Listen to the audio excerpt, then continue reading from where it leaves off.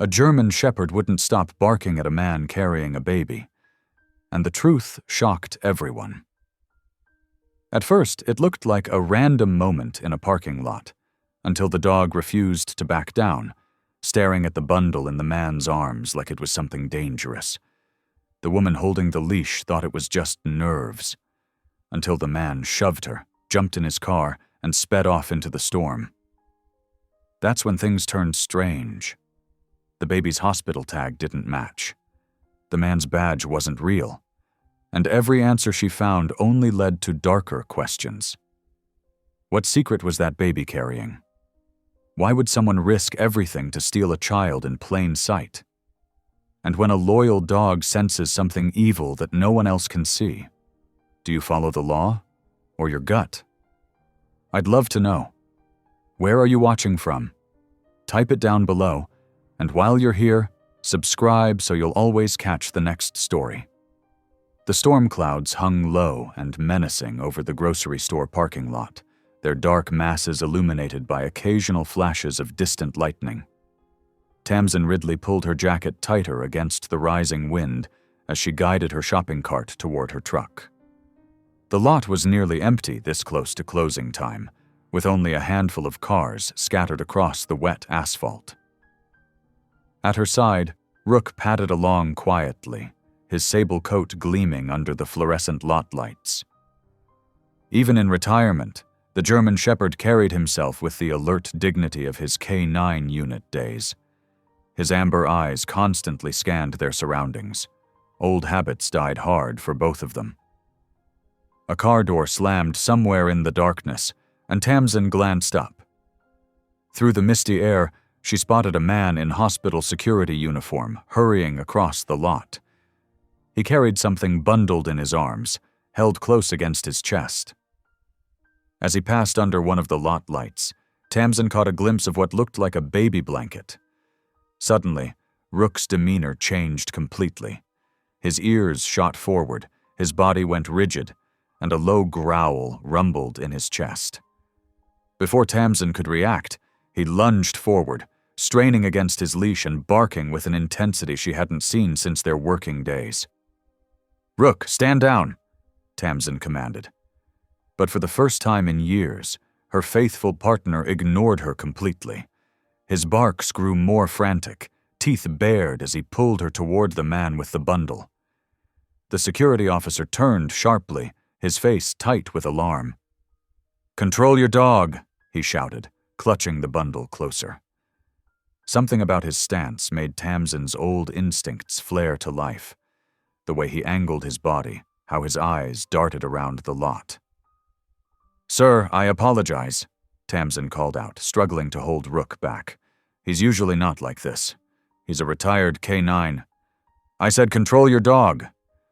The man reached into his pocket and pulled out what looked like an ID badge, flashing it quickly in her direction. "I'm hospital security, and I'm transporting a patient. This is official business." But Rook's barking only grew more desperate. Tamsin had worked with him long enough to know the difference between simple aggression and genuine alarm. This was something else entirely. There was fear in his voice, urgency in the way he strained toward the bundle in the man's arms. "Sir, if I could just see your credentials again." Tamsin started to step forward, her free hand raised in what she hoped was a calming gesture. The man's face twisted. In 2 quick strides, he closed the distance between them and shoved her hard with his shoulder, sending her stumbling backward. Her grip on Rook's leash loosened for just a moment, but she managed to hold on as the man sprinted to a nearby sedan. "Hey!" she shouted, but he was already yanking open the driver's door. The bundle disappeared inside, and the engine roared to life. Tires squealed against wet pavement as the car peeled out of the lot, leaving the smell of burning rubber in its wake. Rook was beside himself now, pulling Tamsin with surprising strength toward the space where the car had been parked. His nose worked frantically at the ground, and then he dragged her toward a nearby storm drain. "Rook, what is it?"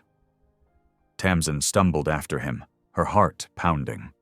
The German Shepherd's behavior was so far outside his normal calm demeanor that she knew something was terribly wrong. This wasn't just excitement or aggression. This was Rook trying desperately to tell her something. As they reached the drain, Rook's nose pointed downward, and he whined sharply. Tamsin crouched down, pulling out her phone to use as a flashlight. In the beam's glow, she spotted something caught in the grate, a small piece of paper, partially soaked by the earlier rain. With trembling fingers, she carefully extracted it. It was a hospital infant ID tag, torn and muddy, but still legible. What made her blood run cold was the obvious discrepancy in the numbers. The patient ID didn't match the room number, as though someone had tried to combine two different tags. Thunder rumbled overhead as Tamsin stared at the tag in her hand. The security man's aggressive reaction, Rook's frantic response to the bundled baby, and now this mismatched tag. Everything about this felt wrong. Her years of training screamed that she had just witnessed something deeply suspicious. Rain began to fall in heavy drops, but Tamsin barely noticed. Rook pressed against her leg, whining softly, his eyes fixed on the direction the car had disappeared. She reached down to scratch behind his ears, her mind racing. "You knew, didn't you, boy?" she whispered. "You knew something wasn't right with that baby."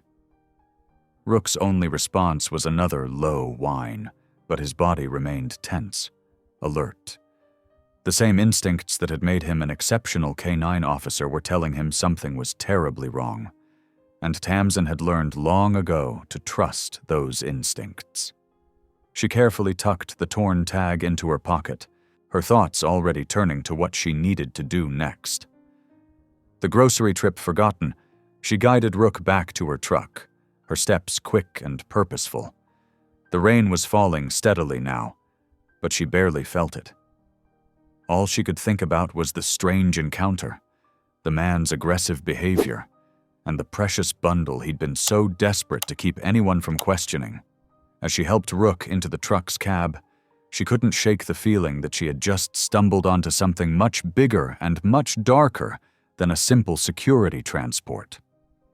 Her brother's voice seemed to whisper in her memory, his constant reminder that true evil often hid behind badges and uniforms, behind authority and credentials flashed too quickly to examine. The grocery store's lights were dimming for closing time as Tamsin climbed into the driver's seat. Rook sat rigid beside her, his ears still perked forward, his whole body communicating that something was wrong and needed to be made right. "I know, boy," she murmured, reaching over to stroke his damp fur. "I know what you're telling me. We're not letting this go." She started the engine, her mind already planning her next steps. The torn tag felt like it was burning a hole in her pocket, a small piece of evidence that something wasn't right with that baby. Whatever was going on, Rook had sensed it.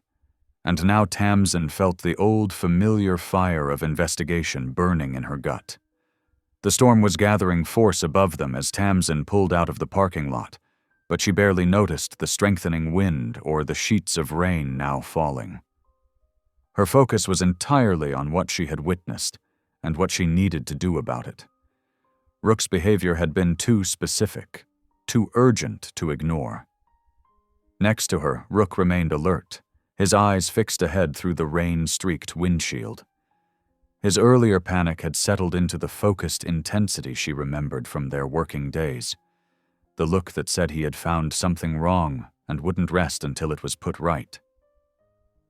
"You're sure about this, aren't you?" she asked him softly, though she already knew the answer. In all their years together, she had never seen him react so strongly to anything. Whatever he had sensed about that baby had triggered every protective instinct in his trained body. Thunder crashed overhead as they drove through the darkening streets, but Tamsin's mind was clear. She knew that most people would tell her to let it go. It was hospital business, official business, none of her concern. But she had spent too many years in law enforcement to ignore her instincts, or Rook's. That torn tag in her pocket was more than just a discarded piece of paper. It was the first thread of what she suspected was a much larger, darker tapestry. And now that Rook had shown her that thread, she knew she wouldn't be able to rest until she had unraveled the whole truth. The storm raged on around them as they drove home, but inside the truck cab, there was only determined silence. Whatever they had stumbled upon in that grocery store parking lot, whatever truth lay behind that suspicious encounter, Tamsin and Rook were now committed to uncovering it, no matter where that path might lead them. Tamsin's hands trembled slightly as she dialed 911 from her parked truck. The rain drummed steadily on the roof, while Rook watched her from the passenger seat, his amber eyes alert and focused. She took a deep breath, trying to organize her thoughts, as the dispatcher answered. "This is Tamsin Ridley. I need to report a suspicious incident involving an infant at the Parkview Market parking lot." She detailed the encounter, emphasizing Rook's reaction and the torn hospital tag she'd found. "My canine partner never reacts like this without cause." "Former canine partner," the dispatcher corrected, making Tamsin's jaw clench. "I'll send an officer to take your statement." 20 minutes later, Officer Mike Chen pulled up beside her truck, windshield wipers fighting against the downpour. Tamsin recognized him as a rookie who'd started just before she'd left the force. He approached with an umbrella, peering through her window. "Ms. Ridley," he said, his tone already dismissive. "Dispatch mentioned something about a suspicious hospital transfer." Tamsin stepped out into the rain, Rook following close behind. She explained everything again, showing Chen the torn tag. "The numbers don't match up, and the man's behavior was extremely defensive." Chen barely glanced at the tag. "Look, we got confirmation from Old Cross Hospital. It was a routine transfer, nothing more." He shifted uncomfortably. "Maybe you're just being a bit oversensitive since leaving the force?" The condescension in his voice made her stomach turn. "Officer Chen, I spent 8 years handling K9 units. Rook doesn't react like this to routine situations." "With all due respect, Ms. Ridley, you're not on the force anymore." Chen handed the tag back. "The hospital confirmed everything's in order. There's nothing more to investigate here." Tamsin watched him drive away, anger and frustration building in her chest. Rook pressed against her leg, whining softly. "I know, boy. I don't believe it either." She drove to Old Cross Hospital, the wipers beating a steady rhythm against the strengthening storm. The massive brick building loomed ahead, its windows glowing like yellow eyes in the gray afternoon. Tamsin parked in the visitor lot, her old investigative instincts kicking in as she observed the security cameras tracking movement at every entrance. "Stay here, Rook," she said, giving him a reassuring pat. "I won't be long." The hospital lobby smelled of antiseptic and artificial air freshener.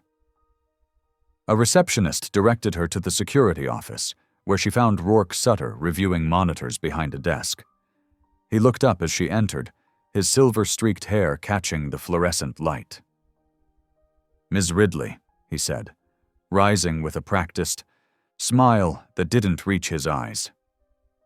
"I was told you had some concerns about one of our transfers?" Tamsin studied him carefully, noting how his hand rested casually near his radio. "Your officer was extremely aggressive when questioned about an infant transfer. My canine partner detected something wrong with the situation."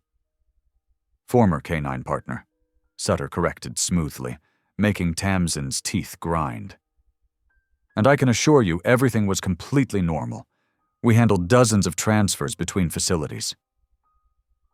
"Then you won't mind showing me the paperwork for this particular transfer?" Tamsin challenged. Sutter's smile tightened. "I'm afraid that would violate patient privacy laws, and since you're no longer with the county..." He let the words hang in the air like a threat. I know what I saw, Tamsin insisted. And I know what Rook sensed. Ms. Ridley, Sutter said, stepping closer, his voice dropping. I understand you might be having trouble adjusting to civilian life. It can be hard, losing that sense of purpose, that authority. His eyes hardened. But making unfounded accusations against medical professionals doing their jobs? That could lead to unfortunate consequences. The threat was clear now, wrapped in professional courtesy. Tamsin held his gaze, refusing to back down. Thank you for your time, Mr. Sutter. She turned and walked out, her steps measured and calm despite the anger burning in her chest. In the lobby, she paused to take several deep breaths, processing everything she'd observed. Sutter's rehearsed responses, his subtle threats, the way he'd emphasized her civilian status, it all pointed to something larger being hidden. The rain had intensified when she returned to her truck. Rook greeted her with a soft whine, picking up on her tension. She sat behind the wheel, staring at the hospital through the streaked windshield. You were right, boy, she murmured, scratching behind his ears. Something's very wrong here. The drive home was silent except for the storm and the steady swish of wipers. Tamsin's mind raced through everything she'd learned. The officer's dismissal, Sutter's veiled threats, the torn tag in her pocket. It all added up to something that needed investigating, whether she had a badge or not. Rook stayed alert beside her, occasionally pressing his nose against the window when they passed the hospital. His certainty about the situation only strengthened her resolve. In all their years together, his instincts had never been wrong. As they pulled into her driveway, Tamsin felt the full weight of what she might be up against. Without a badge, without official support, looking into this could be dangerous. But she couldn't shake the image of that bundled infant, couldn't ignore Rook's desperate reaction or Sutter's threatening smile. The rain hammered against her truck as she sat there, weighing her options. 8 years of service had taught her that evil often hid behind bureaucracy and paperwork, protected by people with power and influence. But it had also taught her that sometimes one person standing up, refusing to look away, was all it took to unravel even the most carefully constructed schemes. Rook nudged her hand with his nose, his eyes full of trust and determination. Whatever was happening at Old Cross Hospital, whatever truth lay behind that suspicious transfer, Tamsin knew she couldn't let it go. Not when her instincts, and Rook's, were screaming that something was terribly wrong. The late afternoon sun cast long shadows across Jerry's auto shop as Tamsin pulled into the gravel lot. The familiar smell of oil and metal filled her nostrils as she stepped out of her truck, Rook following close behind. Jerry Martinez had been maintaining the county vehicles for years, including the hospital fleet, and if anyone knew the patterns of those vehicles, it would be him. The rhythmic clanking of tools against metal led her to the open bay where Jerry lay underneath a sedan, only his legs visible. Jerry, got a minute? There was a grunt, followed by the scraping sound of the mechanic's creeper rolling out. Jerry's weathered face broke into a wide smile. Tamsin Ridley, haven't seen you since they cut the K-9 program. He wiped his hands on a red shop rag, leaving dark smears. How's my favorite four-legged deputy doing? Rook's tail wagged as Jerry gave him an affectionate pat. Still keeping me in line? Tamsin said, then lowered her voice. Listen, I need some information about the hospital vehicles, especially the security chief's car. Jerry's expression turned serious. Sutter's sedan? What's going on? Something's not right over there. I saw one of his men with a baby last night, acting suspicious. When I tried to question him, he got aggressive. Jerry glanced around the empty shop before gesturing for her to follow him to his office. The small room was cluttered with invoices and parts catalogs, but Jerry quickly found what he was looking for: a maintenance log book. Sutter's car comes in regular as clockwork, he said, flipping through the pages. But lately the mileage between services has been way up, nearly double the usual. Tamsin leaned closer, studying the numbers. Any idea where he's going? Jerry shook his head. Not my business to ask, but... He hesitated, then reached for his computer.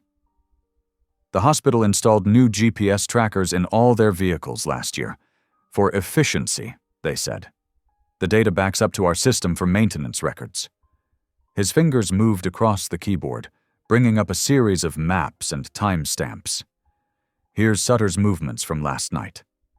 Tamsin watched as the red line traced the sedan's path through the city. Around midnight, it deviated from its usual route, heading toward the old Marina district.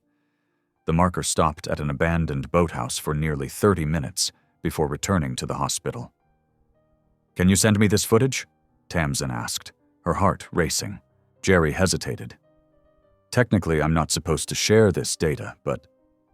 He looked at Rook, then back at Tamsin. I trust your instincts, both of yours. Back home, Tamsin spent hours reviewing the footage on her laptop. The grainy security camera feed showed Sutter's sedan pulling up to the boathouse at exactly 12:17 a.m. Two figures emerged, one carrying what appeared to be a bundle. They disappeared inside for 28 minutes before returning empty-handed. Each replay of the footage made her more certain. Something illegal was happening. Something involving infants and midnight meetings. The torn hospital tag she'd found suddenly felt heavier in her pocket. By morning, she'd made her decision. The police station looked exactly as she remembered it. The same faded brick, the same American flag hanging limply in the still air. Detective Ira Pennington's office was tucked away in a corner, the blinds drawn against the early sun.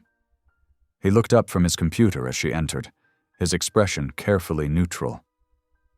Ms. Ridley, what brings you here? Tamsin laid out everything she'd discovered. The suspicious transfer, Rook's reaction, the mismatched numbers on the torn tag, and finally, the security footage showing Sutter's midnight visit to the boathouse. Pennington listened without interruption, his calm eyes taking in every detail.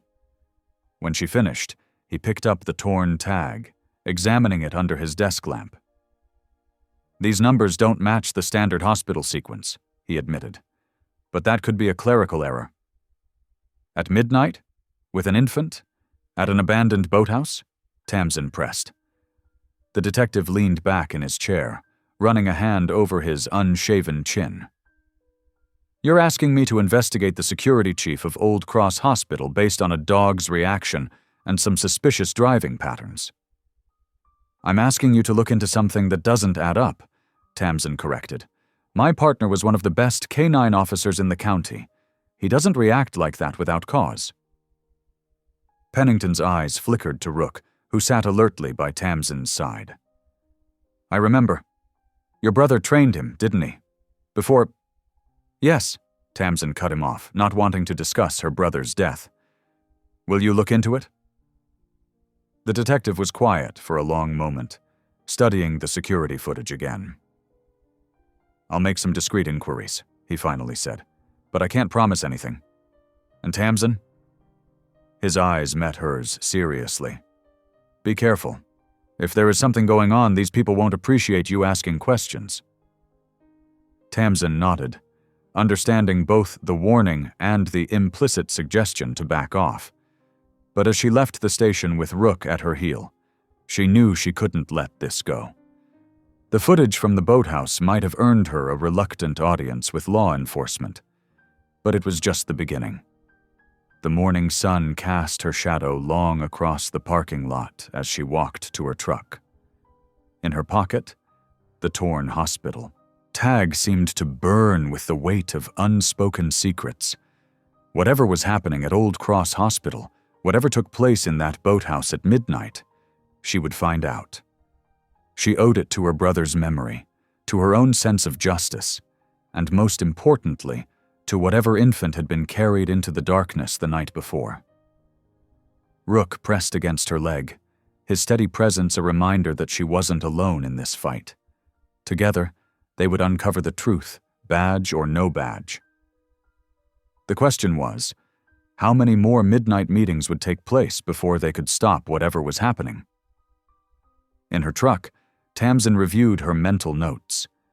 She had the footage, the tag, and now possibly a detective's cautious interest. It wasn't much, but it was a start. And sometimes, that's all you needed to unravel even the most carefully guarded secrets. Tamsin couldn't shake the feeling that she was being watched as she walked through the stark white corridors of Old Cross Hospital. She had returned, hoping to gather more information about the suspicious infant transfer. Rook waited in her truck this time. Bringing a German shepherd into a hospital wasn't exactly subtle. The pediatric wing smelled of disinfectant and baby powder.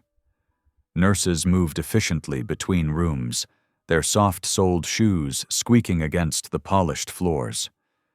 Tamsin tried to look like she belonged there, but her weathered boots and canvas jacket stood out among the medical scrubs and white coats.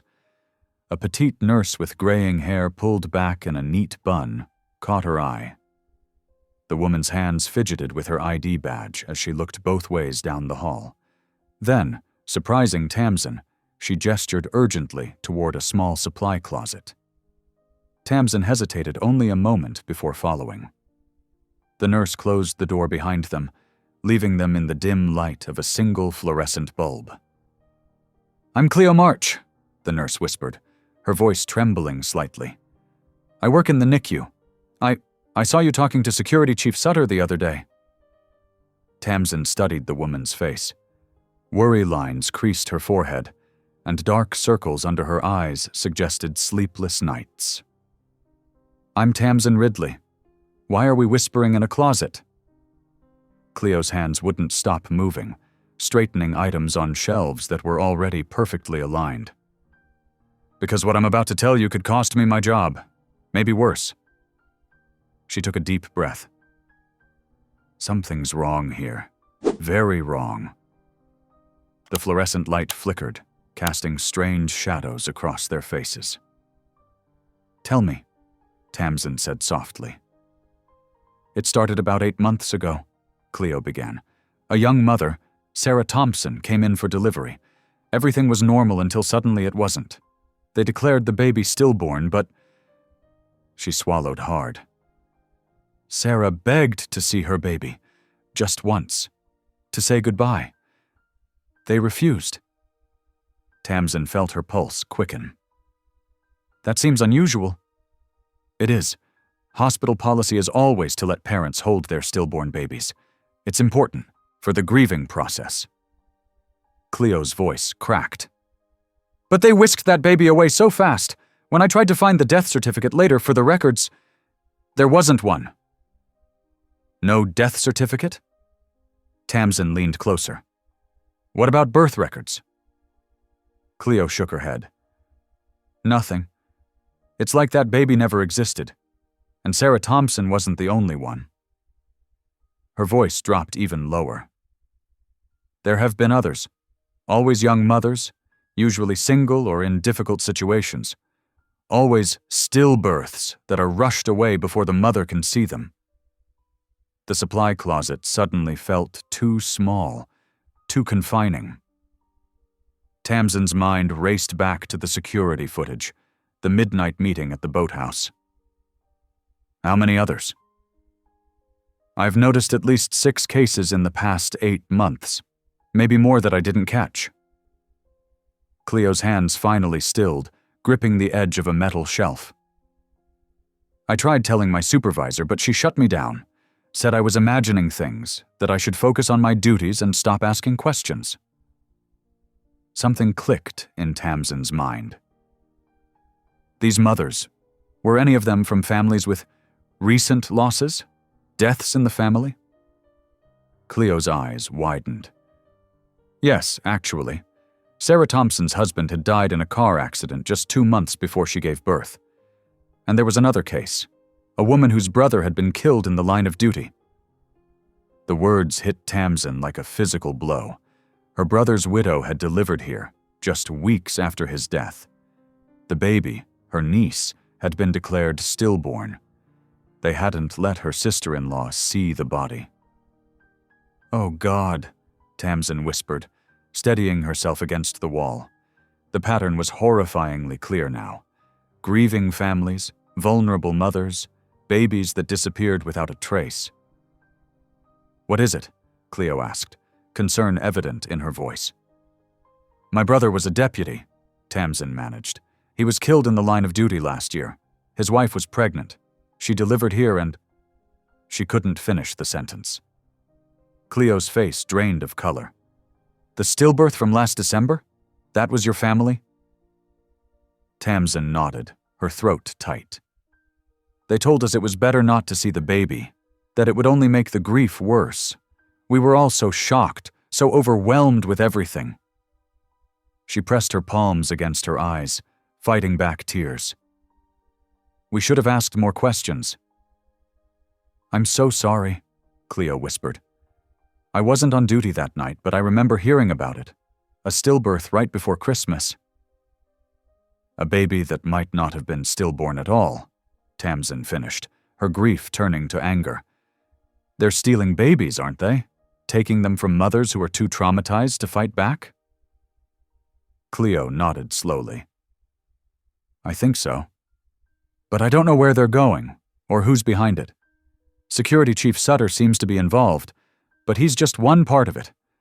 There have to be doctors involved too, maybe administrators." "A whole network," Tamsin said grimly. "And they're targeting families who are already dealing with loss, people who might be too overwhelmed to notice the inconsistencies." "What are you going to do?" Cleo asked. Tamsin straightened up, her jaw set. "First, I need copies of every record you can safely access about these suspicious cases. Dates, names, anything that might show a pattern." "That's dangerous," Cleo warned. "They watch the records closely." "Then be careful. Don't access too many at once. Space it out." Tamsin pulled out her phone and created a new contact.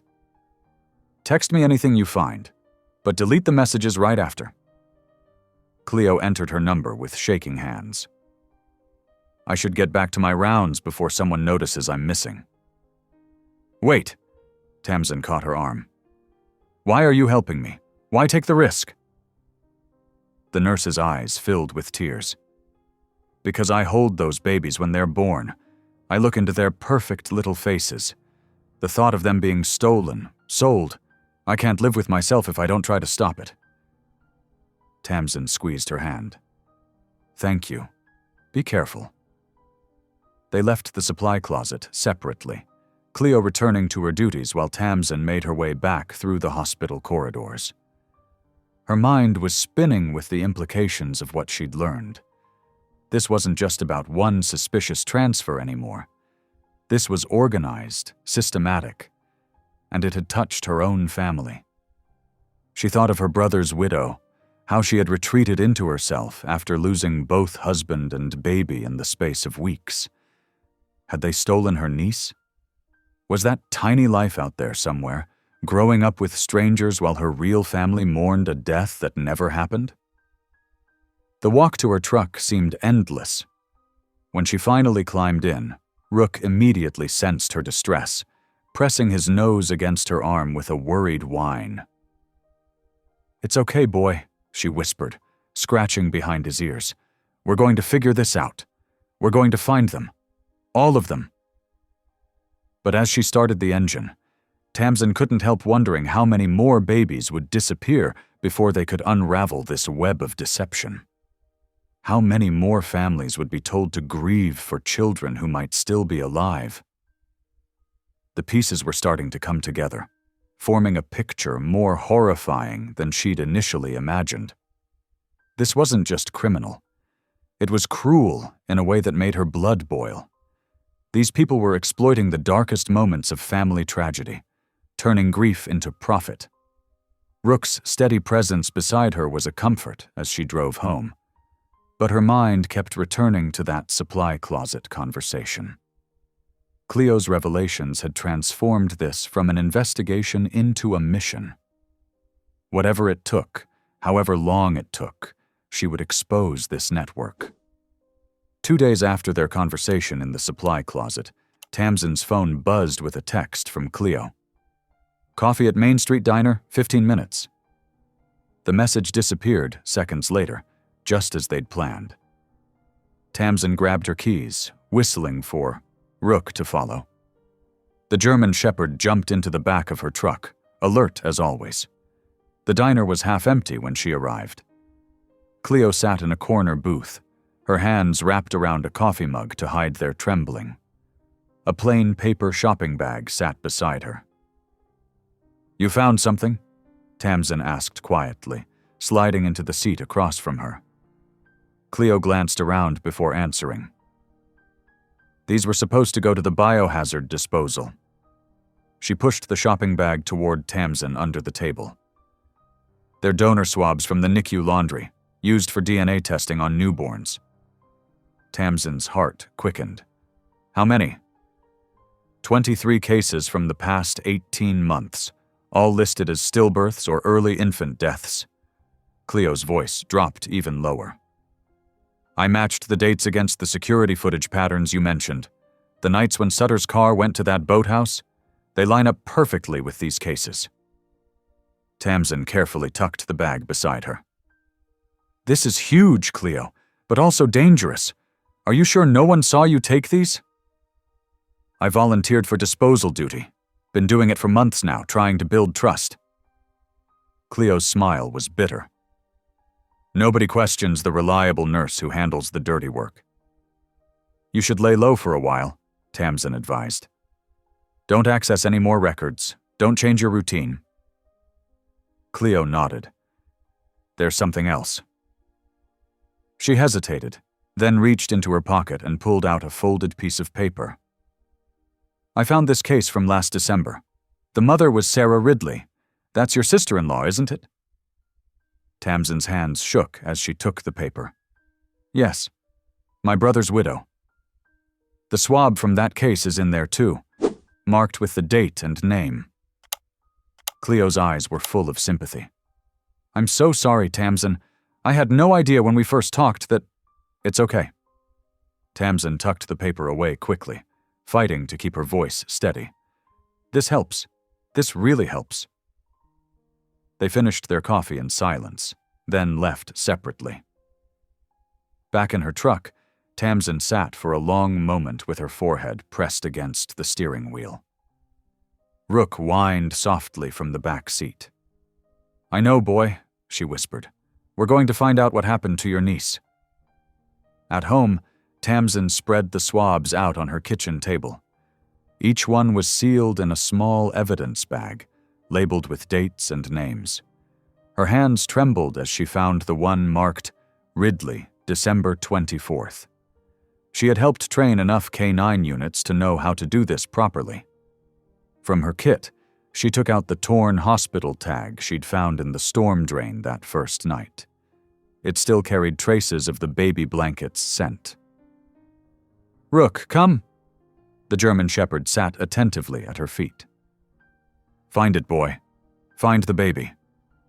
She let him sniff the blanket scrap thoroughly, then began moving the swabs one by one past his nose. Rook remained passive through the first dozen samples, but when she held up the 13th swab, his entire body tensed. The label read, "Ridley." Rook's tail went rigid. He pressed his nose against the sealed bag, whining urgently, the same distressed sound he'd made that night in the parking lot. Tamsin's legs gave out. She sank into a kitchen chair, staring at the evidence bag through tears. Her brother's last name, her family's grief, all part of this terrible scheme. "Oh God," she whispered. "The baby, she's alive. They took her. They took our baby." Rook pressed against her legs, still whining softly. His certainty was absolute. The scent from that night matched this sample perfectly, which meant the infant she'd seen being carried away shared DNA with the Ridley family. Her niece hadn't been stillborn. She'd been stolen, sold into whatever network Sutter and his accomplices had created. While they'd all been drowning in grief over her brother's death, they'd taken advantage of their vulnerability to steal another precious life from their family. Tamsin's hands clenched into fists. The initial horror was hardening into cold determination. These people hadn't just committed crimes, they'd weaponized tragedy, used family's deepest pain to hide their tracks. She carefully sealed all the swabs into an evidence bag, then locked them in her gun safe. Next, she created a secure email account and documented everything: the parking lot incident, her conversations with Cleo, Rook's identification of the scent. She attached photos of the hospital tag and security footage stills. If anything happened to her, there would be a record. Someone would know where to look, what to investigate. But she wasn't planning to let anything happen to her. These people had stolen her niece, exploited her family's darkest moment. Now they would learn what it meant to face someone with nothing left to lose and everything to fight for. Rook stayed close to her side as she worked, his presence both comfort and confirmation. His instincts had started them down this path. His training had just confirmed their worst fears. Now his loyalty would help her see it through to the end. The sun was setting outside her kitchen window, painting the room in shades of amber and shadow. Tamsin stared at the evidence bag containing her niece's DNA swab, remembering her brother's smile when he'd learned he was going to be a father. He'd died protecting others, and in the aftermath, his own child had been stolen away. "We'll find her," she promised softly, one hand resting on Rook's head. "Whatever it takes, we'll bring her home." The fluorescent lights in Old Cross Hospital's stairwell buzzed overhead as Cleo March organized patient files during her evening shift. Her hands trembled slightly as she sorted through the paperwork, still shaken from her earlier meeting with Tamsin. The weight of what they'd discovered pressed heavily on her conscience. The metal door above her creaked open. Footsteps echoed down the concrete steps, measured and deliberate. Cleo's heart jumped when she recognized the polished black shoes and pressed uniform pants of Rourke Sutter. "Evening, Ms. March." His voice was smooth as glass, but there was nothing warm in his smile. "Catching up on paperwork?" "Just filing the daily reports." Cleo clutched the folders closer to her chest, trying to keep her voice steady. "Standard procedure." Sutter took another step down, effectively blocking her path to the upper landing. "Interesting. I couldn't help but notice you've been asking quite a few questions lately. About procedures, record keeping." He paused meaningfully. "Stillbirths." The fluorescent light flickered, casting strange shadows across his face. "It's natural to be thorough," Cleo said carefully. "We want to make sure everything's properly documented." "Of course." Sutter moved closer, his tall frame looming over her. "But some might say you're being a bit too thorough, digging into old cases, requesting archived files." His voice hardened. "Meeting with former law enforcement personnel in coffee shops." Cleo's blood ran cold. He'd been watching her. "I've worked here 15 years, Sutter continued. "Built a respectable career. The hospital relies on my security protocols, my judgment." He leaned in closer. "It would be a shame if someone started causing unnecessary complications. Are you threatening me?" Cleo tried to sound defiant, but her voice wavered. "Threatening?" Sutter's laugh was hollow. "I'm looking out for your best interests. Single mother, 2 kids in private school, that's not cheap." His eyes glittered. "Would be terrible if something compromised your position here. Healthcare benefits are so important these days." Cleo's hands clenched around the files. "These are children we're talking about. Families. These are procedures and protocols." Sutter's voice turned to ice. Stay in your lane, Miss March. Focus on your current patients. The past is better left alone. He straightened his jacket and turned to leave, then paused. Oh, and that former K9 handler you've been talking to? She's trouble. I'd distance myself if I were you. His smile didn't reach his eyes. For everyone's sake. The door closed behind him with a heavy thud, leaving Cleo alone in the stairwell. Her legs gave out, and she sank onto the steps, files scattered around her feet. Tears burned in her eyes as the full weight of what she was involved in crashed over her.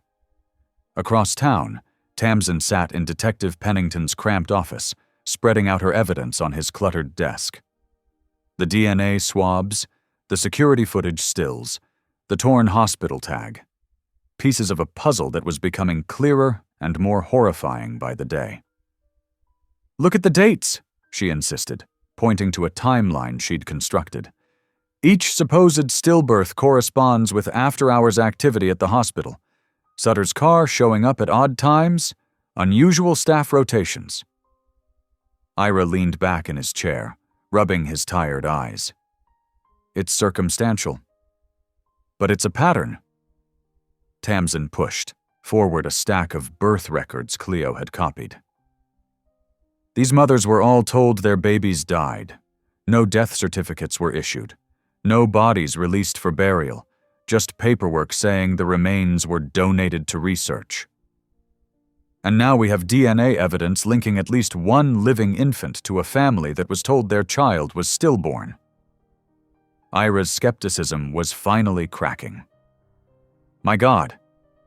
It's not just one case. Tamsin's voice was tight with controlled anger. It's a network. They're targeting vulnerable families, people dealing with other traumas like my brother's death, using their grief as cover. Ira stood and began pacing, his detective's mind clicking through possibilities. They'd need medical staff involved, someone to falsify records, handle the actual deliveries, and security to manage transfers, cover up evidence. Tamsin nodded. Sutter's the key.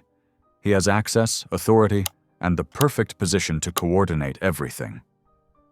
But proving it, Ira shook his head. These people are careful. They've been doing this for years without getting caught. Then we make them sloppy. Tamsin pulled out her phone, showing him a text from Cleo describing Sutter's threats. They're getting nervous. Sutter's starting to pressure people he thinks might talk, which makes them dangerous. Ira's expression was grim.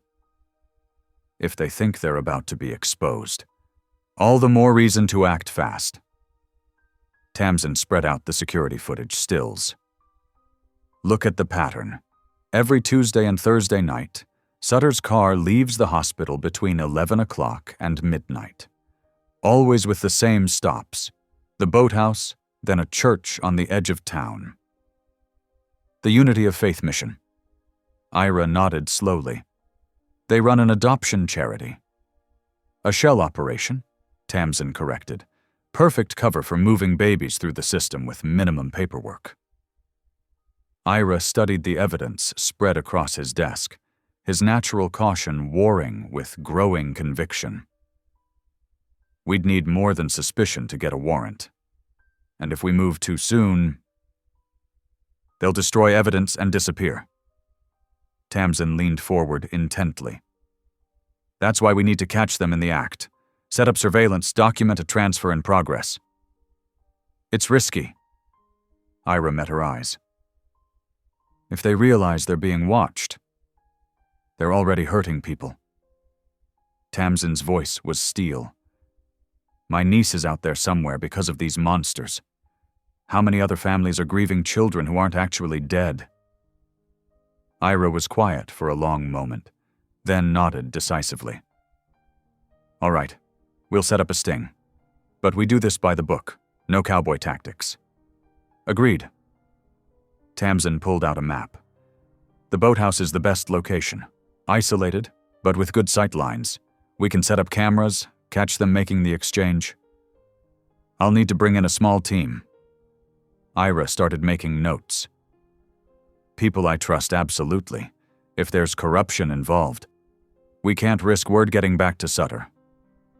Tamsin's phone buzzed with another text from Cleo. Her face tightened as she read it.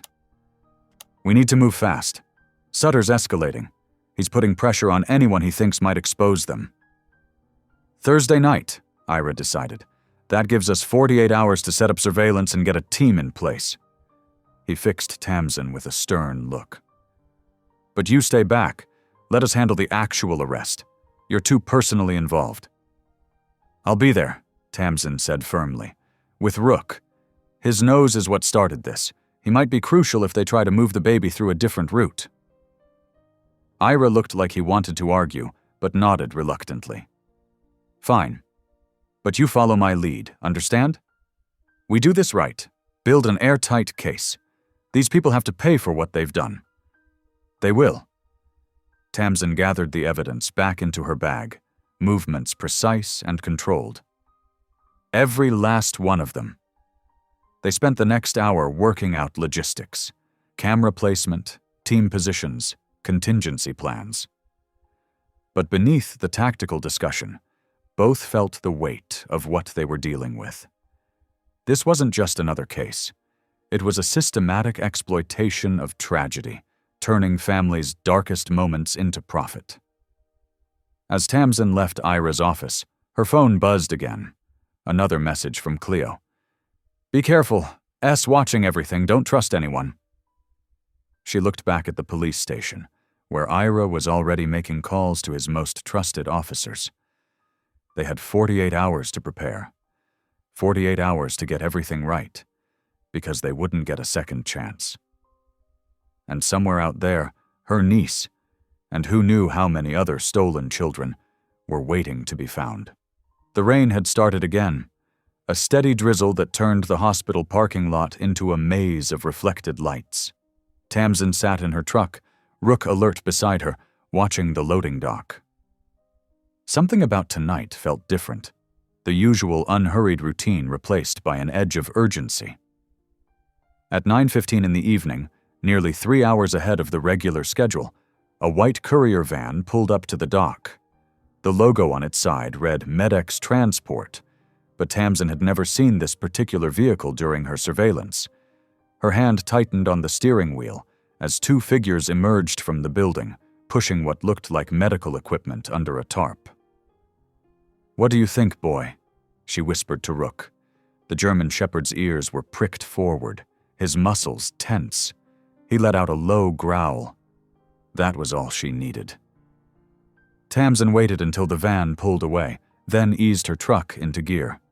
The rain was coming down harder now, creating a silvery curtain in her headlights as they followed the van onto the levee road that ran along the river.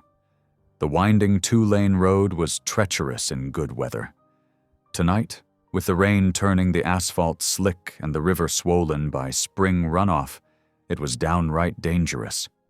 Tamsin kept her distance, grateful for the old truck's familiar handling. Years of K9 pursuit training kicked in. Maintain visual contact, anticipate route changes, be ready for anything. The van's taillights wavered through the rain, taking the curves too fast. Either the driver was in a hurry, or he'd spotted her. Tamsin's suspicion was confirmed when the van suddenly accelerated, fishtailing slightly on the wet road. Hold on, Rook. She pressed the gas, closing the distance. If they lost the van now, they might never get another chance. The road straightened briefly, giving her a clear view of the van about 50 yards ahead. Without warning, its brake lights flared. The van skidded to a stop, then threw itself into reverse. Tamsin had a split second to react. She yanked the wheel hard, but the van still clipped her front quarter panel. The impact sent her truck spinning toward the guardrail. Training and instinct took over. Turn into the skid, pump the brakes, pray. The truck shuddered to a stop, inches from the rail. Before Tamsin could catch her breath, the van was coming at her again, engine roaring. Rook, stay, she commanded, throwing her door open. She dove clear just as the van slammed into her truck. The sound of crumpling metal was deafening, but the van's driver had miscalculated. The angle of impact sent his vehicle sliding sideways, tires finding no purchase on the wet road. As it spun past her, Tamsin saw her chance. "Rook, take him!" The German Shepherd launched himself through the van's open passenger window like a furry missile. The driver screamed. The van swerved wildly, then plowed into the guardrail with a thunderous crash. Tamsin was running before the echo died away, gun drawn. The driver was trying to fight off Rook, but the Shepherd had his arm locked in an iron grip. One look at Tamsin's weapon, and the fight went out of him. "Call off your dog," he gasped. "Rook, hold." The Shepherd maintained his grip, but stopped pulling. "Don't move," Tamsin ordered the driver. "Show me your hands." While keeping her weapon trained on him, she made her way to the van's rear doors. What she found inside made her blood run cold. A state-of-the-art mobile incubator was secured to the floor, its monitoring equipment still humming. Next to it was a briefcase that had burst open in the crash, spilling bundles of cash across the van's floor. $100 bills wrapped in bank bands, at least $50,000 worth. Oh my God. The pieces clicked into horrible place. This wasn't just about falsified deaths and illegal adoptions. This was trafficking, selling babies to the highest bidder. The driver must have seen the realization in her face. "You don't understand," he started to say. "Shut up." Tamsin's voice was ice. "Rook, watch him." She pulled out her phone with her free hand, dialed Ira's number. The rain was still falling, drumming on the van's roof as she waited for him to answer. Each drop felt like a clock tick, marking the seconds until they could bring this whole operation down. But under the anger and determination, a small voice whispered, was this how they had taken her niece? Smuggled her away in the night while her brother's wife grieved an empty bassinet? The driver shifted slightly. Rook's growl rumbled like distant thunder. "Don't," Tamsin warned, her aim never wavering. "Don't even think about it." Finally, Ira's voice came through. "Pennington." "I've got proof," Tamsin said without preamble. "Levy Road, 2 miles north of the hospital. Bring backup, and an evidence team." She kept her gun trained on the driver, the phone pressed to her ear as sirens began to wail in the distance. The rain kept falling, washing away the night's secrets, but not this one. This one they would expose to the light. The driver slumped against the steering wheel, defeated. Rook maintained his grip, ever vigilant, and Tamsin stood watch in the rain, knowing they had finally found the evidence they needed, but wondering how many more nights like this it would take before they uncovered the full truth. The incubator hummed its steady rhythm, a mechanical heartbeat in the storm-dark night. Each pulse seemed to whisper the same question. How many more? How many more? The fluorescent lights of the police station's lab buzzed overhead as Tamsin stared at the DNA results in her trembling hands. She read the words again and again, willing them to change, but they remained stark and undeniable on the crisp white paper. Familial match confirmed. Subject A, infant blood sample, shows 25% shared genetic markers with Subject B, Tamsin Ridley, consistent with aunt-niece relationship. The room seemed to tilt sideways. Tamsin grabbed the edge of the desk to steady herself, her knuckles white with tension. All this time, the baby she'd been searching for, the one Rook had first alerted to in that rain-soaked parking lot, was her brother's daughter. The niece she'd been told died at birth. Detective Pennington's office door opened, and he stepped in, coffee cup in hand. One look at Tamsin's face made him set it down untouched. "The results came back," she said, her voice barely above a whisper. Then, louder as anger began to replace shock. They told us she was stillborn. They wouldn't even let Sarah hold her. Her voice cracked on her sister-in-law's name. They said it would be too traumatic. Ira crossed the room slowly, his usual cautious demeanor replaced by genuine concern. "Let me see that." He took the report, scanning it quickly. His jaw tightened as he read. "This means Sutter's been—" Tamsin couldn't finish the sentence. The magnitude of the betrayal was too vast. "Trafficking infants," Ira completed grimly, "using death certificates to cover his tracks. The perfect crime. Who investigates a death that never happened?" Tamsin surged to her feet, sending her chair crashing backward. "He stole my brother's baby." The words echoed off the concrete walls. "While we were planning Jack's funeral, while Sarah was in the hospital recovering, they were selling my niece like merchandise." "Tamsin," Ira's voice was steady, grounding. "We need to handle this carefully. Sutter's operation is bigger than we thought. The money trail from that van leads to a charity called New Life Beginnings." She paced the small office like a caged animal. "A fake adoption agency?" "A shell company," Ira confirmed, pulling up files on his computer. "They process special needs adoptions for wealthy clients. Cash only, no questions asked. The paperwork is immaculate, or looks that way at first glance." Tamsin leaned over his shoulder, studying the documents. "How many?" The question came out as a growl. "We've confirmed 12 cases in the past year alone. All followed the same pattern. Mother experiences complications during delivery, baby is declared stillborn, death certificate filed. 2 weeks later, a healthy infant shows up in the New Life system, complete with backdated medical records. 12 families." Tamsin's mind reeled. 12 mothers told their babies were dead. 12 families robbed of their children. Their truth, their chance to heal. She thought of Sarah, who'd moved away after Jack's death, unable to bear staying in a town filled with memories, who still sent Christmas cards with tear-stained edges, who couldn't hold other people's babies without excusing herself to cry in private.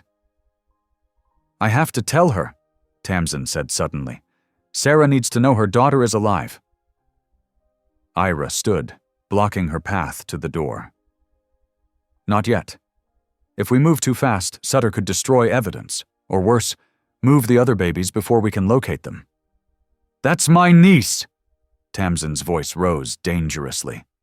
"And she's safe now," Ira countered. "We've got her in protective custody. But there are other babies out there, other families who deserve answers. Help me do this right." Tamsin's fists clenched and unclenched. Every instinct screamed at her to act, to move, to do something.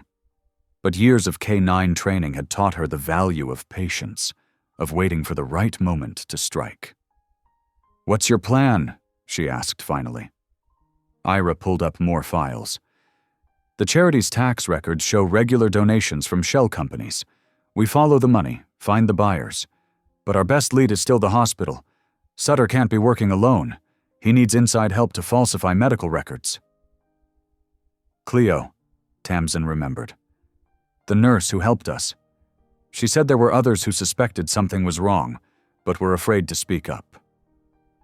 "We need their testimony," Ira nodded. "And we need concrete evidence linking Sutter to the charity." He paused, studying her.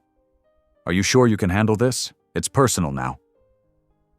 Tamsin straightened, drawing on reserves of strength she hadn't known she possessed. It was always personal. Every mother who lost a child, every family torn apart. It was personal for all of them. I just didn't know how deep it went. She picked up the DNA results, folding them carefully and tucking them into her pocket. The paper felt like it weighed 1,000 pounds. "Jack was a deputy," she said quietly. "He died serving this community, trying to make it safer. And while we were burying him, Sutter was stealing his daughter, making money off our grief, Her eyes met Ira's, blazing with determination. "I'm not just going to handle this. I'm going to end it." Ira nodded slowly. "We'll need surveillance on the hospital. Watch Sutter's movements, track his contacts, and we'll need to interview staff, carefully, without tipping our hand." "I want to see her," Tamsin said suddenly. "My niece. Even if I can't tell Sarah yet, I need to see her." Ira hesitated, then nodded. "I'll arrange it. But Tamsin?" He caught her arm as she turned to leave.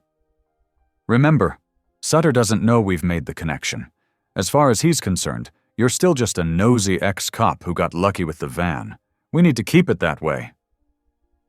Tamsin's jaw tightened. "Don't worry, I can play my part. But when this is over?" Her voice dropped to a whisper that carried more menace than any shout. "When we've gathered every piece of evidence, when we've found every baby he stole, I want to be there when he realizes exactly who that little girl in the van belongs to."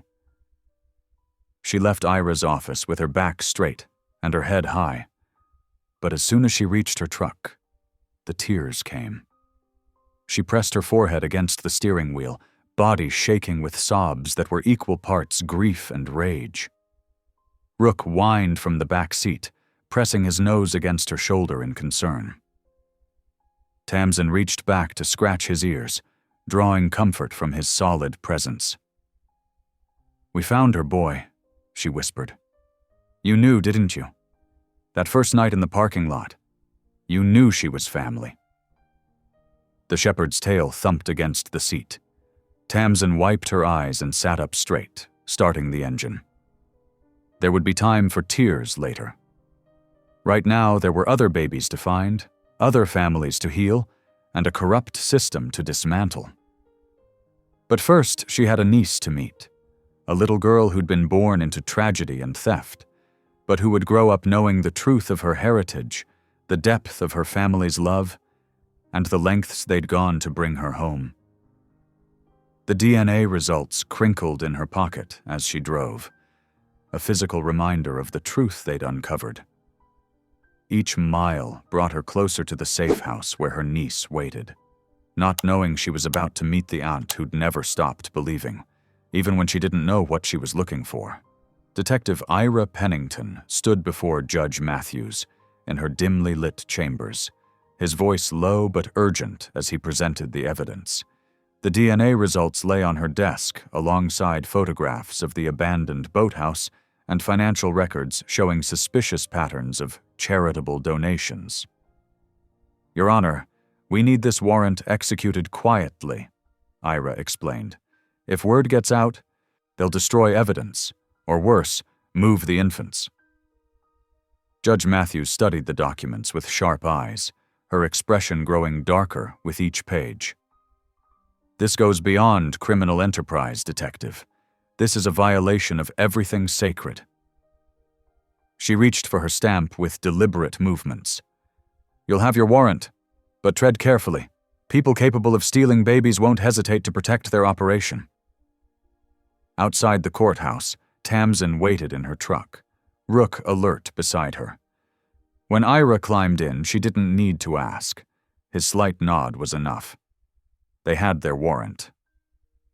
"We do this right," Ira said, unfolding a map of the boathouse area. "No rushed moves, no heroics. These people have connections we don't even know about yet." Tamsin traced the access roads with her finger, her canine training kicking in. 3 vehicle approaches.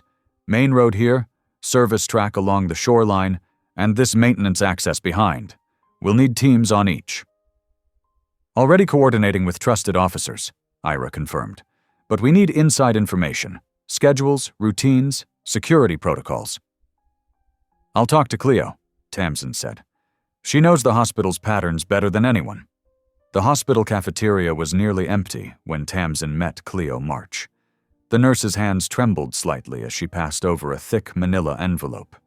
"Security rotation schedules," Cleo whispered. "Transfer protocols. Everything I could gather without raising suspicion." She glanced nervously at the door. "Sutter's been watching me closer since the stairwell. If he finds out, Tamsin covered Cleo's hand with her own. "You're doing the right thing. We'll protect you." "It's not just me I'm worried about," Cleo said. "These babies, they deserve better than being treated like merchandise. Their mothers deserve the truth." Back at her kitchen table, Tamsin spread out everything they'd gathered. Hospital schedules, building plans, staff rotations. Her mind worked through scenarios, mapping contingencies like she'd done hundreds of times during K-9 operations. "Here," she pointed as Ira joined her. "They do transfers between 11 p.m. and 2 a.m., minimal staff, maximum privacy. We stage a decoy transfer. Make them think we're tracking the wrong vehicle while we move on the boathouse." Ira studied her proposed positions. "We'll need perfect timing. One mistake and they'll know something's wrong." That's where Rook comes in. Tamsin scratched her shepherd's ears. "He can track multiple scents now. We'll have him ready to follow any vehicle that tries to slip away." They worked through the night, refining the plan. Ira coordinated with trusted officers, setting up surveillance points. Tamsin drilled Rook on specific commands they'd need. Every detail had to be perfect. The next morning, Cleo called in sick, the first time in her career. She couldn't risk Sutter seeing any change in her behavior. Instead, she met them at a diner miles from the hospital. "Transfer schedules are set," she reported, stirring her untouched coffee. "2 babies scheduled for movement tonight. They're using the charity's paperwork to make it look legitimate. Just like they did with my niece," Tamsin said quietly. The rage she'd been containing threatened to surface, but she pushed it down. This wasn't about revenge, it was about justice. Ira spread out a satellite view of the boathouse. "Teams here, here, and here. Tamsin, you and Rook take the water approach. They won't expect anyone from that angle." "What about me?" Cleo asked. "You've done enough," Tamsin started, but Cleo cut her off. "I've been silent too long. These are my patients, my responsibility. I need to see this through." They worked out her role. She would monitor hospital communications, alert them to any changes in schedule. It was dangerous, but she insisted. As evening approached, they gathered in an abandoned warehouse near the boathouse. Ira briefed the small team of officers he'd selected, each one vetted, each one committed to ending this trafficking ring. Tamsin checked Rook's vest one last time, making sure the tracking device was secure.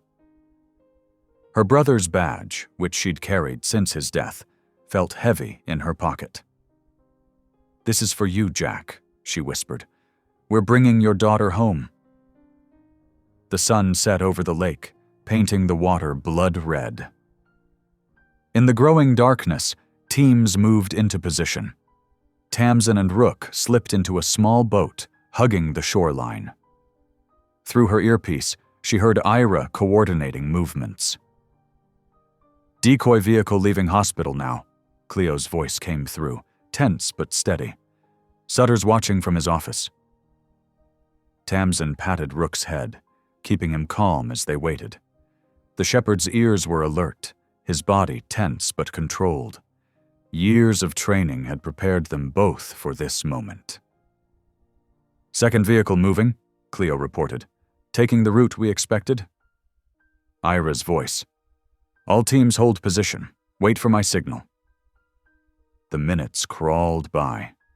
Tamsin could see lights moving on the main road, the decoy transfer drawing attention exactly where they wanted it. In the distance, a vehicle approached the boathouse from the service road. "Target confirmed," came the whispered report. "Box truck, matching description." Tamsin's heart pounded. This was it. The moment to reclaim not just her niece's story, but the stories of all the families torn apart by greed and corruption. She thought of her brother, of his belief in justice, of the oath they'd both taken to protect their community. "All teams," Ira's voice crackled through the earpiece, "execute on my mark." Rook's muscles bunched under her hand, ready to move.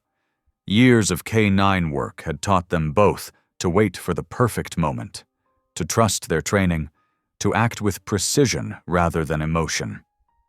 Through her night vision binoculars, Tamsin watched the truck back up to the boathouse loading dock. 2 figures emerged, moving with practiced efficiency. Everything about their movements confirmed what they already knew. This was a well-established operation. 3 minutes, Ira advised. Let them get everything inside. Tamsin touched her brother's badge one last time. This wasn't just about one family's tragedy anymore. It was about preventing countless others, about standing up for what was right, no matter the cost. All teams, Ira's voice was clear and firm. Move in, now. The raid exploded into action. Teams converged from every direction, their movements precise and coordinated. Tamsin and Rook glided silently through the dark water, approaching the boathouse's rear dock. The wooden structure loomed ahead, its weathered boards casting long shadows in the moonlight. Through her earpiece, she heard the controlled chaos of the operation unfolding. North team in position. West side secured. Rear entrance covered. Everything was going according to plan. Too perfectly, a small voice whispered in her mind. Rook's ears suddenly pricked forward, his muscles tensed beneath her hand. Before she could process his warning, a shot cracked through the night air. Rook yelped, stumbling as red bloomed across his shoulder. "Rook!" Tamsin reached for him, but strong hands grabbed her from behind. The unmistakable press of cold steel against her neck made her freeze. "Call off your dog," Sutter's voice hissed in her ear, "or the next shot won't be a warning." Rook snarled, fighting to stand despite his wound. Blood matted his thick fur, but his eyes never left Sutter. "Down, Rook," Tamsin commanded, her voice breaking. "Down." The shepherd whined but obeyed, collapsing onto the dock. His amber eyes remained locked on them, filled with pain and fury. "Inside," Sutter ordered, shoving her forward. "Nice and quiet." Through her earpiece, she could hear the team's reporting positions, unaware that everything had gone wrong. She tried to signal them somehow, but Sutter yanked the device from her ear and crushed it under his boot. The boathouse interior was dark and musty. Stacks of crates lined the walls, and the sharp smell of gasoline made her nose burn. In one corner, a baby's cry pierced the darkness. "You just couldn't leave it alone, could you?" Sutter's voice was calm, almost conversational. "Had to play hero. Had to dig where you weren't wanted."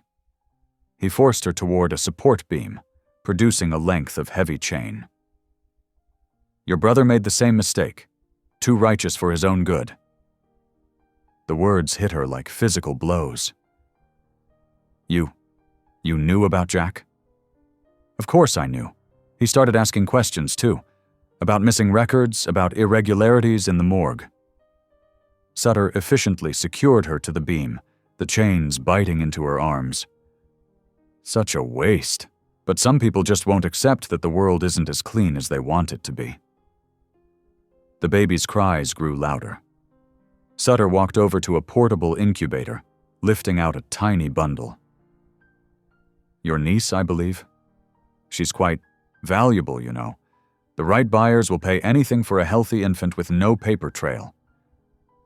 "You won't get away with this," Tamsin said, straining against the chains. "They know about the operation now. They'll find evidence." Sutter smiled, placing the baby back in the incubator. "Evidence? In a tragic boathouse fire?" He kicked one of several metal barrels near her feet. The sloshing sound made her stomach turn. "Accelerant-fueled fires burn very hot, very thoroughly." He pulled out his phone, dialing with deliberate slowness. "Time to make a call to your detective friend. Let him know exactly what's at stake." Ira answered on the first ring. "Pennington." "Detective?" Sutter's voice dripped false courtesy. "I believe we need to discuss terms." "Sutter." Ira's tone sharpened. "Where's Tamsin?" "Right here with me, along with her brother's child. And enough accelerant to turn this place into an inferno." He paced as he spoke, checking windows. "Call off your teams. Now, or we'll see how well chains burn." Tamsin could hear the tension in Ira's response. "Let's talk about this. No one needs to get hurt." "Oh, but they do. That's the point you noble types never grasp. Sometimes people need to hurt to maintain order." Sutter's eyes gleamed in the darkness. "You have 2 minutes to clear your people out. After that, well..." He gestured to the barrels. "I hear fuel fires can reach 2,000 degrees, more than hot enough to erase any inconvenient evidence." Through the boathouse's grimy windows, Tamsin could see flashlight beams withdrawing. Her heart sank as she realized Ira would have to pull back. He couldn't risk her life or the baby's. Outside, she heard Rook's faint whimpers. The thought of her loyal partner bleeding on the dock made her chest ache. She had failed them all, her brother, her niece, even her faithful dog. Sutter ended the call with a satisfied smile. "See? That's how the world really works. Not through badges and warrants, but through leverage and fear." He began methodically opening the barrels, the sharp smell of accelerant growing stronger.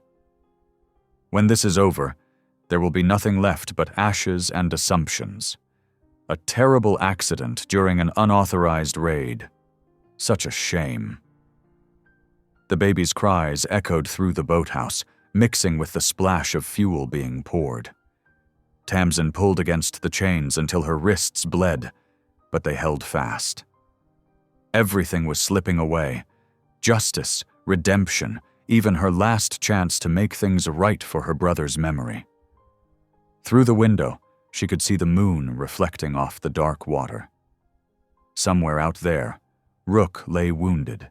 Teams were withdrawing, and Ira was facing an impossible choice. The night that was supposed to bring justice had become a trap, with an innocent child's life hanging in the balance.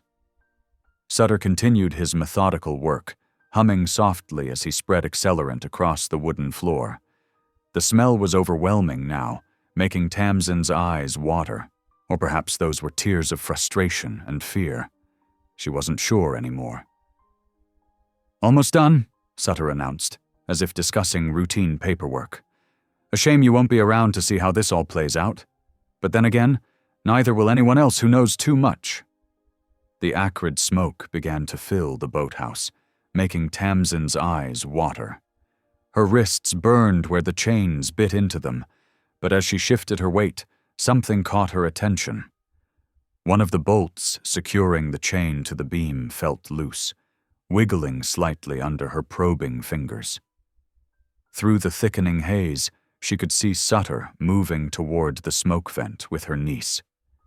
The baby's cries grew more distressed in the toxic air. Outside, she heard Rook's whimpers, wounded but still alert, still loyal. Years of K-9 training flooded back to her. Slowly, carefully, Tamsin's right hand formed the silent signal they'd practiced hundreds of times.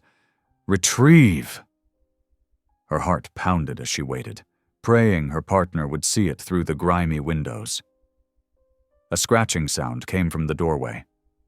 Despite his injury, Rook had dragged himself inside. Blood matted his fur, but his amber eyes were focused, determined. He understood. "Good boy," Tamsin whispered. With another hand signal, she directed him toward one of the metal fuel cans. Rook's teeth clamped onto the handle, pulling it toward her with painful determination. Each movement seemed to cost him, but he didn't stop. The can scraped across the floor until it reached her feet. Tamsin kicked it, positioning it just right, then used it as leverage against the loose bolt. The metal groaned, weakened by age and rust. With one final wrench, the chain broke free. Flames were beginning to lick up the walls now. Through the smoke, Tamsin spotted a signal flare that had fallen from Sutter's pocket. She lunged for it, snatching it up as she rose to face him. He stood beneath the smoke vent, still holding her niece, his expression twisted with rage and disbelief at her escape.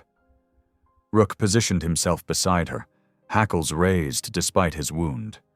Together they faced the man who had stolen so much from their family. Tamsin clutched the flare in her trembling hand, her gaze locked on Sutter and the crying infant. The flames roared louder, turning the boathouse into a furnace. Through the crackling inferno, she heard Ira's voice outside, calling her name. "It's over, Sutter," she shouted above the din. "Let her go." Sutter backed toward the riverside door, his eyes wild. "You don't understand what you're destroying," he snarled. "This was bigger than all of us." The roof beams groaned ominously overhead. Tamsin saw her opening as Sutter glanced upward. She charged forward just as Rook, despite his wound, lunged at Sutter's legs. The security chief stumbled, loosening his grip on the baby. Tamsin snatched her niece from his arms, cradling her close. Sutter recovered quickly, drawing his gun. The first shot splintered wood beside her head. Without hesitation, Tamsin turned and ran for the river door. The cold water hit her like a physical blow as she plunged in, protecting the baby against her chest. More shots peppered the water around her. She heard Rook's fierce bark, followed by a human cry of pain and the clatter of the gun hitting the floor. Ira burst through the door, his service weapon drawn. Rook had Sutter pinned, the German shepherd's teeth firmly gripped on his arm despite his own injuries. The detective quickly subdued Sutter, slapping handcuffs around his wrists. "Tamsin!" Ira shouted. "Get clear!" She was already swimming away from the boathouse, keeping the baby's face above water. Behind her, a deafening explosion rocked the night. The force of it sent waves across the river as the boathouse erupted in a fireball, illuminating the water in angry orange light. Tamsin kicked toward the shore, her niece wailing but alive in her arms. Through the chaos, she heard Rook barking, a sound of triumph, of justice finally served. Strong hands pulled Tamsin and the baby from the river's grip. Emergency lights painted the shoreline in strobes of red and blue as firefighters wrapped them in thick blankets. The infant's cries had softened to whimpers, her tiny fingers clutching Tamsin's soaked shirt. "She needs medical attention," Tamsin gasped through chattering teeth. A paramedic quickly whisked the baby away for examination, while another checked Tamsin's vitals. 20 feet away, Ira emerged from the smoke with Rook limping faithfully beside him. 2 officers dragged a handcuffed Sutter toward a waiting cruiser. The security chief's face was streaked with soot, his pristine uniform now filthy and torn. "It's all on camera," Ira announced, tapping his body cam. "Every word he said in there. About the fake charity, the falsified death certificates, all of it." Sutter's eyes widened as he realized his mistake. In the heat of the moment, he'd revealed too much, believing the fire would destroy all evidence. His confession was now preserved digitally, ready to tear down everything he'd built. Within hours, police vehicles surrounded Old Cross Hospital. Officers led administrators away in handcuffs as staff and patients watched in shock. In the NICU, detectives gathered records while computer forensics teams downloaded files. Cleo March stood tall as she gave her statement, protected by 2 federal marshals. Her voice shook but remained clear as she detailed years of suspicious patterns, altered paperwork, and babies who disappeared in the night. Her testimony, combined with Sutter's recorded confession, became the key that unlocked the entire operation. "We've identified 16 infants so far," Ira told Tamsin as they watched the investigation unfold. "All alive, all placed through the fake adoption charity. We'll find them all." Tamsin hugged Rook, who was sporting fresh bandages but wagging his tail. "They thought they could hide the truth," she said softly. "But they didn't count on a dog who wouldn't stop barking."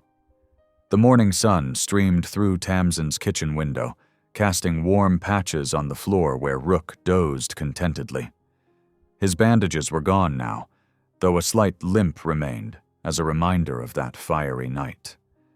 Baby Ridley sat in her high chair, giggling as she mashed banana between her fingers. "Someone's enjoying her breakfast," Ira remarked, sipping coffee at Tamsin's kitchen table. He'd made these morning visits a habit since the adoption papers were finalized 3 weeks ago. Tamsin smiled, watching her niece's determined exploration of food. "She's got her daddy's curiosity," she said softly. "My brother would have loved seeing this." Rook lifted his head at the sound of a car passing outside, then settled back down when he recognized no threat. His protective instincts remained sharp, even as he healed. "The K-9 volunteer unit paperwork came through yesterday," Tamsin shared, wiping baby Ridley's sticky hands. "No fancy ceremony, just what matters, helping find the lost ones." "Your brother would be proud," Ira said, reaching down to scratch Rook's ears. "You both found your way back to what matters." Tamsin nodded, feeling the quiet rightness of the moment. Her family restored, purpose renewed, and peace hard-won but real. The morning light caught the silver in Rook's fur as he dozed, faithful guardian of their recovered joy. "Truth has a way of coming to light," she said, cradling her niece close. "Sometimes it just needs a loyal heart to guide it home." Thanks for watching. If any part of this story lingered with you, consider subscribing. I'll be here again tomorrow, sharing another tale that speaks to the soul.